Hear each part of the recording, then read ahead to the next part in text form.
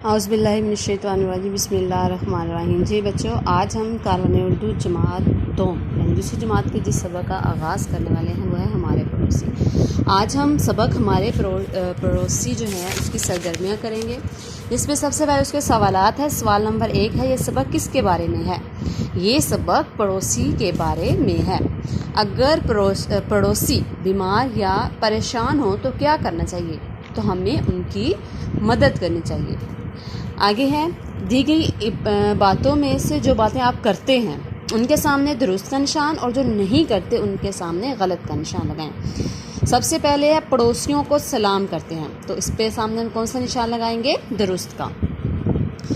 अगर पड़ोसी कोई चीज़ या ज़रूरत की कोई चीज़ मांगने आए तो बुरा मनाते हैं, इसके सामने हम गलत का निशान लगाएंगे।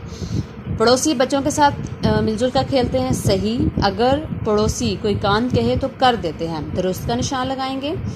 शरारत में पड़ोसियों का दरवाज़ा बजाकर छुप जाते हैं, गलत। अम्मी पड़ोसियों के घर कोई चीज़ भेजे तो फ़ौरन दे आते हैं, दुरुस्त का निशान लगाएंगे। अगर पड़ोसी बच्चों की गेंद आपके घर आ जाए तो वापस कर देते हैं, दुरुस्त का निशान।